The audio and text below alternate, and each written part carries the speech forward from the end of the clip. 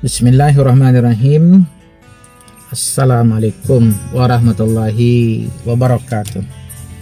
Setiap makhluk manusia ataupun haiwan ataupun jin, kita ambil tiga ni dulu ya, semuanya ada potensi-potensi yang Tuhan sudah bekalkan.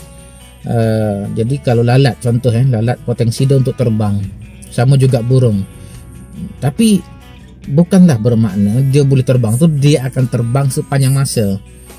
Ada hal-hal yang membuat dia tidak terbang. Contoh burung kena kurung, dia ada potensi terbang tapi dia tidak boleh terbang sebab dia terkurung ataupun patah sayapnya. Jadi kita pergi ke manusia untuk lebih faham. Jadi setiap manusia yang dilahirkan itu ada potensi-potensi. Yang kita faham tu potensi tu tak tahu nak ambil kat mana dan kena cari dalam diri kita. Sebenarnya orang buat kajian ni, sebenarnya setiap manusia tu sudah ada potensi dan manusia terbagi kepada 9 bahagian lah kita kata ya. Dia orang yang pertama, orang kedua, semuanya ada potensi masing-masing. Salah satu potensi manusia itu adalah sebelum tu potensi itu ada dua potensi baik dengan potensi tidak baik. Jadi salah satu potensi yang tidak baik manusia itu adalah mudah marah. Jadi tidak semua orang mudah marah Jadi orang yang mudah marah ini, ataupun dengan kata lain panas baran, tidaklah bermakna dia tu akan panas baran, tidaklah dia bermakna dia tu akan marah 24 jam.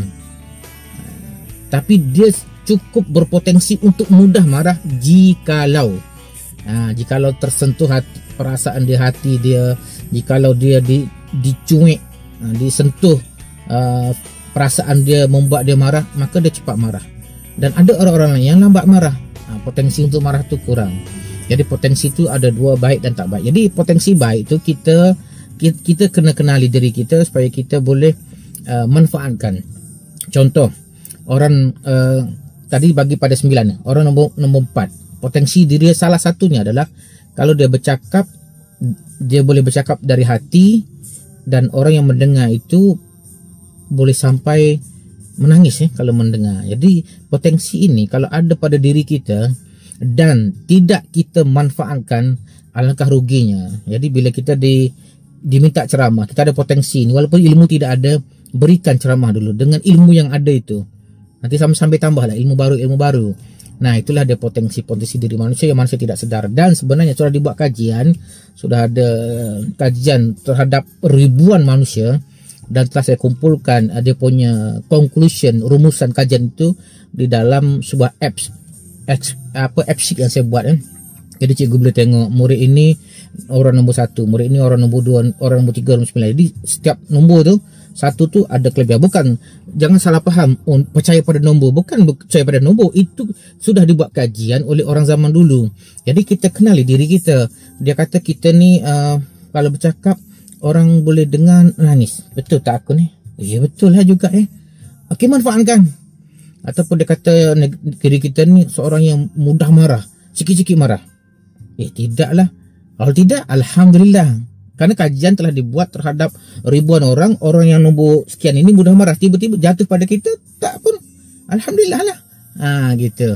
Itu kajian. Jadi kita tidak perlu percaya pada kajian itu, tapi kita tengok diri kita. Kalau kita rasa macam matching betul, kita manfaatkan benda-benda baik tadi.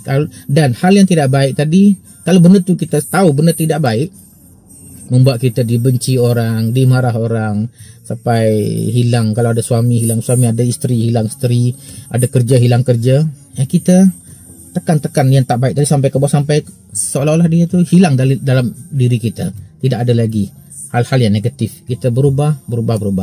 Okey? Saya nak buat kelas untuk guru-guru yang menggunakan app sheet supaya boleh faham menggunakan app sheet ini berdasarkan pada kajian itu, supaya lebih faham untuk guru-guru berdepan dengan anak murid. Siapa yang nak ikut? Assalamualaikum warahmatullahi wabarakatuh.